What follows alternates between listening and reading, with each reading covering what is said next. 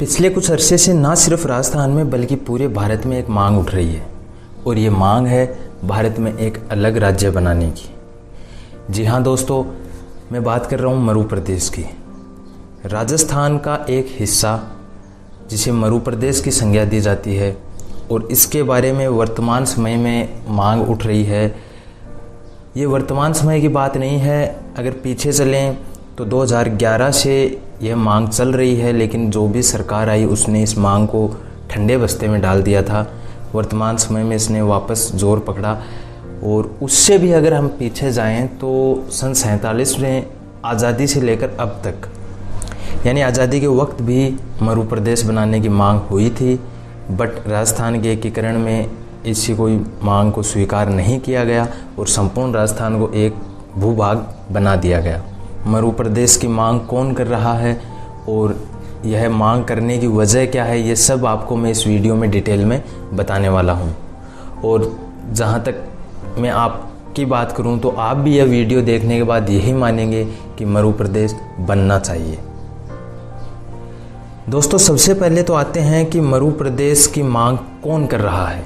दोस्तों, यूँ तो हम कोई एक नाम नहीं ले सकते कि मरु प्रदेश की मांग पर्टिकुलर वो शख्स कर रहा है, क्योंकि पूरा उत्तर पश्चिमी जो राजस्थान है उसका हर नागरिक, हर इंसान ये चाहता है कि यह अलग राज्य बने। लेकिन जो कमान है अभी वर्तमान समय में वह मुख्यतः एडवोकेट जयंत मूंड, मुकेश जाट और युवराज चौधरी के हाथों में है। वो दिन रात संघर्ष कर रहे हैं कि इसके लिए आंदोलन कर रहे हैं, ट्विटर पर ट्रेंड कर रहे हैं और भी बहुत से वो मुहिम कोशिश जारी है उनकी लगातार।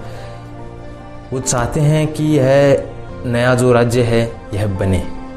अब सवाल आता है कि यह जो मरु प्रदेश है यह है क्या। तो दोस्तों, आपको बता दूं, अगर आप जीके की तैयारी कर रहे हैं, जीके के स्टूडेंट हैं, तो आप जानते होंगे कि उत्तर पश्चिम राजस्थान में जो ज़िले आते हैं मुख्यतः डेजर्ट, अरावली के जब उत्तर पश्चिम में अपन देखते हैं तो राजस्थान के जितने ज़िले हैं वो लगभग डेजर्ट हैं। उन्हें ही उसमें 13 ज़िले शामिल हैं, जिनमें राजस्थान के ऊपरी हिस्से से अगर हम चलें तो गंगानगर, हनुमानगढ़ और उसके नीचे बीकानेर, सीकर, चूरू, झुंझुनू, फिर नागौर, बाड़मेर, जैसलमेर, जोधपुर, जालोर, सिरोही, पाली, ये यूं करके 13 ज़िले हैं टोटल। इन 13 ज़िलों को मैं आपके सामने मैप भी फ्लैश कर रहा हूँ। इन 13 ज़िलों को एक अलग राज्य बनाने की मांग है और यही जो 13 ज़िले अलग राज्य बनेंगे इसे ही मरु प्रदेश का नाम दिया जा रहा है या दिया जाएगा आने वाले वक्त में। क्योंकि बाकी का हिस्सा जो बचा वो राजस्थान रहेगा और ये अलग जो बनेगा यह मरु प्रदेश कहलाएगा। और इसकी जो राजधानी है वह जोधपुर प्रस्तावित है। जोधपुर इसमें राजधानी रखी जा सकती है और मैं भी 90% चांस हैं। अब ये तो हुई बात मरु प्रदेश क्या है। अब जो मुख्य सवाल आते हैं, मरु प्रदेश की मांग क्यों। ये दोस्तों ये बहुत इम्पोर्टेंट सवाल है और इनके जवाब मिलने के बाद आप भी कहेंगे कि मरु प्रदेश बनना चाहिए। दोस्तों, मैंने बताया कि इस आंदोलन की कमान किन्होंने संभाल रखी है। तो जब एडवोकेट जयंत मूंड से मेरी बात हुई तो उन्होंने मुझे बहुत से फैक्ट बताए और मैंने भी काफ़ी उनसे बातचीत के बाद इस बारे में जो जानकारी इकट्ठी की है, तो उन सब की जो आधार है, उन सब के आधार पर मैं आपको बताऊंगा कि यह जो डिमांड है, यह जो मरु प्रदेश है, यह क्यों बनना चाहिए।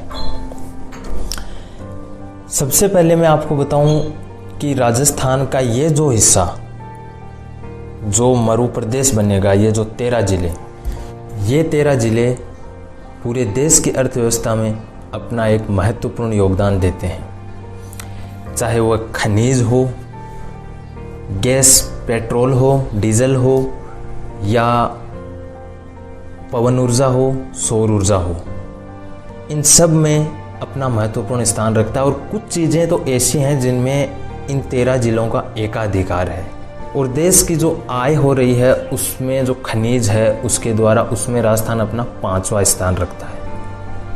ये एक बहुत ही महत्वपूर्ण बात है कि संपूर्ण देश की जो इकोनॉमी, अर्थव्यवस्था है उसमें अपना अहम योगदान देना। मैं ये बात आपको इसलिए बता रहा हूँ कि इतना इम्पोर्टेंट रोल निभाने के बाद भी इन 13 ज़िलों में कोई विकास नहीं हुआ। हाँ, कुछ हुआ है, लेकिन जितना होना चाहिए उतना नहीं हुआ। क्या विकास पर हक सिर्फ जयपुर और कोटा का है? क्या सीकर शिक्षा नगरी नहीं है? अगर है तो फिर कोटा में ही सारा पैसा क्यों खर्च हो रहा है? कोटा को ही क्यों इतना हाईलाइट किया जा रहा है? क्या जोधपुर, बीकानेर, जैसलमेर इनको विकास का हक नहीं है? अगर है तो सारा पैसा जयपुर में क्यों खर्च हो रहा है? जयपुर क्यों ड्रीम सिटी बनाई जा रही है? उन डेजर्ट इलाकों में जो सबसे जयपुर और कोटा, इन्होंने हालांकि देश की अर्थव्यवस्था में इतना महत्वपूर्ण योगदान नहीं निभाया, उसके बावजूद भी यहाँ दिन रात मेहनत हो रही है। इन्हें हाईटेक सिटी बनाया जा रहा है, जबकि उन डेजर्ट इलाकों में कोई विकास नहीं हो रहा। जितना होना चाहिए उसके आनुपातिक बिल्कुल भी नहीं हो रहा। ये हुई एक बात। अब आते हैं उन इलाकों में शिक्षा की क्या स्थिति है। क्या उन इलाकों को सरकार ने सिर्फ भेड़ बकरी पालन के लिए रजिस्टर कर रखा है कि वो सिर्फ भेड़ बकरी पालन करेंगे, पढ़ लिख कर आगे नहीं बढ़ेंगे? अगर बढ़ेंगे तो फिर वहाँ के स्कूलों की हालत इतनी दयनीय क्यों है? टूटी फूटी बिल्डिंगों में क्लास लगती है, स्कूल में जाकर देखें तो 2 कमरे नज़र आते हैं। उस साइड के एरिया के जो गांव हैं उनके स्कूल डेवलपमेंट क्यों नहीं हो रहे? क्या सिर्फ जयपुर के गवर्नमेंट स्कूल मायने रखते हैं? क्या सिर्फ कोटा के जो गवर्नमेंट स्कूल हैं वो मायने रखते हैं? एक और चीज़ आपको बताऊं, आपको शायद पता नहीं होगा अब तक, ये जो पोस्टर है गुटखा तंबाकू पे जो आता है वो आपने देखा होगा, तंबाकू से कैंसर होता है। लेकिन ये जो दूसरा पोस्टर मैं आपको दिखा रहा हूँ ये आपने आज तक नहीं देखा होगा, क्योंकि ये पोस्टर मैंने खुद ने बनाया है। तो आप देखिए ये पोस्टर बनाने की वजह क्या रही? वजह रही इंदिरा गांधी नहर का पानी। बीकानेर में अपने जो यूँ कहूँ कि भारत का, उत्तरी भारत का सबसे बड़ा कैंसर का हॉस्पिटल है, वहाँ हर दिन कई मरीज़ कैंसर के आ रहे हैं। क्या वजह है? क्या वो सब गुटखा तंबाकू खा रहे हैं, या ड्रग्स ले रहे हैं, या बीड़ी सिगरेट पी रहे हैं? नहीं, वजह है वहाँ का पानी। इंदिरा गांधी नहर के जो पानी है उसमें प्योर शुद्ध जहर आ रहा है। कहाँ से आ रहा है? पंजाब और हरियाणा से। लोग मर रहे हैं। क्या इस चीज़ को साइलेंट किलिंग का दर्जा नहीं दिया जाना चाहिए? गवर्नमेंट इस तरफ, ये एक दिन में नहीं हुआ ये सब कि कल शाम को वहाँ जहर आया और लोग मरने लगे और गवर्नमेंट ने कोई एक्शन नहीं लिया। एक दिन में नहीं हुआ ये सब, काफ़ी लॉन्ग टाइम से चल रहा है। जब से इंदिरा गांधी नहर का निर्माण हुआ है उसके कुछ ही सालों बाद यह सिस्टम चलने लगा। पंजाब हरियाणा की बड़ी फैक्ट्रियां जहरीले केमिकल जो कैंसर के लिए पूर्णतः जिम्मेदार हैं उनको सतलुज नदी में डाला जा रहा है। सतलुज नदी से ही इंदिरा गांधी नहर आ रही है। नदी नालों का पानी जो जिसमें वो केमिकल डाला जा रहा है वो सारा इंदिरा गांधी नहर में छोड़ा जा रहा है और इंदिरा गांधी वही गिफ्ट, वही उपहार लेकर राजस्थान वालों को दे रही है और राजस्थान वाले वही पानी पी रहे हैं। इतना मजबूर क्यों किया जा रहा है इन लोगों को? एक होता है किसी को फोर्सफुली दबाना, लेकिन वो चीज़ सबको नज़र आती है। एक होता है साइलेंट किलिंग, मीठा जहर। लोग पानी के बिना नहीं रह सकते, ये सब जानते हैं। और चूरू, बीकानेर, जैसलमेर, ये जो इस साइड के गंगानगर, हनुमानगढ़, जो डेजर्ट वाले, प्योर डेजर्ट वाले ज़िले हैं, बाड़मेर, इनके पास पीने के पानी का कोई ऑप्शन ही नहीं है इंदिरा गांधी नहर के अलावा। वहीं से पानी लाते हैं, वही इस पानी को आप कितना भी फिल्टर कर लें, कोई सा भी फिल्टर अपने घर में लगा लें और उससे फिल्टर कर लें, मैं नहीं मानता कि ये जहर इससे दूर होगा। क्या इससे जो मर रहे हैं वो तो मर रहे हैं, लेकिन जो आने वाली पीढ़ी आएगी, जो बच्चे हैं छोटे छोटे, वो ये पानी पी रहे हैं, क्या वो हेल्थली फिट रह पाएंगे? क्या वो मेंटली फिट रह पाएंगे? कहीं कोई तोप गिरा दी जाए तो हम शोर मचा देते हैं कि उस देश ने उस देश पे अटैक कर दिया, वहाँ के लोग मर रहे हैं, लेकिन जो ये लोग मर रहे हैं इसका जिम्मेदार कौन होगा? इसकी जिम्मेदारी कौन लेगा? और कोई नहीं ले रहा तो क्यों नहीं ले रहा, और कोई लेने वाला है तो वह क्यों नहीं ले रहा? क्या इतने बड़े मुद्दे पर मैं किसी ध्यान रखना, इस वीडियो में मैं किसी सरकार को ब्लेम नहीं कर रहा, किसी सरकार पर क्लेम नहीं कर रहा, किसी भी, चाहे कांग्रेस हो, चाहे बीजेपी हो, चाहे कॉमरेड हो, मैं टारगेट नहीं कर रहा। मैं हर उस गवर्नमेंट को कह रहा हूँ जिसका राजस्थान में एक भी विधायक है।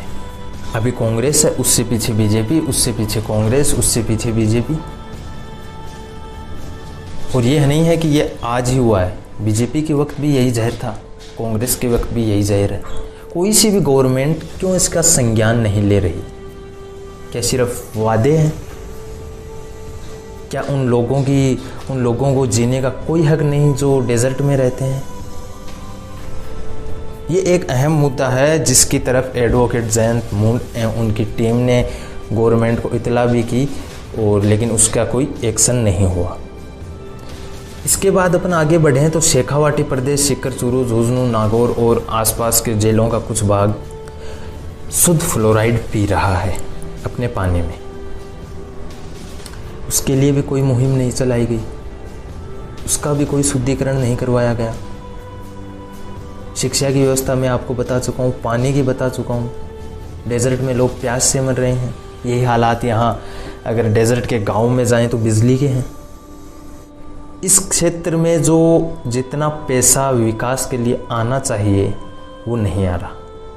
ऐसी ही व्यवस्था यहाँ मेडिकल लाइन की है, स्वास्थ्य की। तो ये कुछ मुद्दे हैं जिनको लेकर इस मरु प्रदेश की मांग उठी है। देश की अर्थव्यवस्था में इतना बड़ा हिस्सा देने वाले इस प्रदेश का विकास की तरफ कोई इस पर ध्यान नहीं दे रहा, ना राज्य ना केंद्र। क्या केंद्र का फर्ज नहीं बनता कि पूरे देश की अर्थव्यवस्था में योगदान देने वाले इस हिस्से की तरफ ध्यान दिया जाए, या इस हिस्से को धूल वाला समझकर नेगलेक्ट कर रहे हैं? जनाब, यही धूल इस देश को ऊपर उठाने में अपना महत्वपूर्ण योगदान दे रही है। इसी धूल के नीचे, इसी मिट्टी के नीचे अरबों रुपए के खजाने दबे हुए हैं। जब उन खजानों को निकालने की बात आती है, पेट्रोल, डीजल, कोयला, गैस या संगमरमर, कोटा स्टोन, कुछ भी हो, जब उनको निकालने की बात आती है तो सबसे आगे गवर्नमेंट अपना हक जताती है, और जब उसी धूल पर विकास कार्य करने की बात आती है तो कदम पीछे हट जाते हैं। दोस्तों, ये चीज़ें मैंने आपको बताई, खुद मनन कीजिए कि क्या इन सब के बाद मरु प्रदेश बनना चाहिए या नहीं बनना चाहिए। मैं तो कहूँगा हाँ, बनना चाहिए। क्योंकि एक बात और आपको यहाँ बता दूँ कि हर राज्य का एक स्पेशल बजट होता है, वो हर राज्य को दिया जाता है। राजस्थान को भी दिया जा रहा है, तो वह बजट जा कहाँ रहा है? डेजर्ट तक पहुँच ही नहीं पाता, कहाँ आंधियों में, कहाँ धूल में वह गुम हो जाता, पता ही नहीं चलता। अगर यह मरु प्रदेश अलग बना तो इसका भी स्पेशल बजट होगा, और उसमें डेजर्ट के जो ज़िले हैं, जहाँ इसकी बॉर्डर सीकर से शुरू होकर जैसलमेर तक जाती है, ऊपर गंगानगर से शुरू होकर बाड़मेर तक जाती है, यह सारा डेजर्ट वाला इलाका, यह जो स्पेशल बजट होगा वह इसी डेजर्ट का होगा, ना कि उन विकसित जो पहले से विकास हो चुके हैं उन ज़िलों का। तो जब सारा बजट इनका होगा तो विकास भी अच्छा होगा। यहाँ शिक्षा के हालात भी सुधरेंगे, यहाँ पानी की जो सुविधाएं हैं, इंदिरा गांधी नहर है, इन सब का शुद्धिकरण किया जाएगा, इनका उचित प्रबंधन किया जाएगा। इसके अलावा जो बिजली की व्यवस्था है, सड़कों की व्यवस्था है, वो सब सुधारी जाएंगी। यही मुद्दे नहीं हैं, मुद्दे और भी हैं, लेकिन इस वीडियो में मैं सारा कवर नहीं कर पाऊँगा, वीडियो काफ़ी लंबा टाइम का हो जाएगा। तो सरकार कोई भी हो, मैं उस पर क्लेम नहीं कर रहा किसी एक सरकार पर कि आप ही ये काम नहीं कर रहे। सरकार कोई भी हो, लेकिन मरु प्रदेश में जो विकास करना चाहिए वह नहीं हो पा रहा। यहाँ की जनता पिछड़ रही है, यहाँ के लोग पिछड़ रहे हैं। जीने का अधिकार मरु प्रदेश के लोगों को भी है, जीने का अधिकार उन रेगिस्तान वासियों को भी है जो दिन की धूप में अपना बदन जलाते हैं। जीने का अधिकार, पढ़ने का अधिकार इस डेजर्ट के बच्चों को भी है। यहाँ का संज्ञान क्यों नहीं लिया जा रहा? पानी पीने का अधिकार क्या इस डेजर्ट के इलाकों को नहीं है? या यहाँ के लोग नहीं हैं, इंसान नहीं हैं? वो प्यास से मरे तो क्या उन्हें मर जाने दिया जाए? नहीं, इन सब सवालों का जवाब है नहीं, और इन सब सवालों का जवाब है, सॉल्यूशन है, हल है मरु प्रदेश। साथ आएं, आवाज़ उठाएं। एक बार फिर वीडियो के अंत में मैं टीम मरु सेना और उसके जो कार्यकर्ता हैं, मुखिया हैं, उसके जो लीडर हैं, एडवोकेट जयंत मून, मुकेश जाट और युवराज चौधरी, इन तमाम का बहुत बहुत शुक्रिया करूंगा।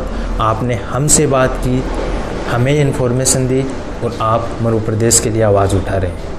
और दोस्तों, मैं आपसे यही रिक्वेस्ट करूंगा कि जो टीम एडवोकेट जयंत मून की है, जिसे मरु सेना के नाम से संबोधित किया जा रहा है, इसके साथ आएँ, हौसला दीजिए और ट्विटर पर ये जो ट्रेंड चला रहे हैं उस ट्रेंड में खुद भी शामिल होइए, अपने साथियों को भी शामिल कीजिए। ज़्यादा से ज़्यादा इस बात के लिए आवाज़ उठाएं, इस वीडियो को शेयर करें, लाइक करें और हमारे चैनल को ज़रूर से सब्सक्राइब करें। बहुत बहुत शुक्रिया।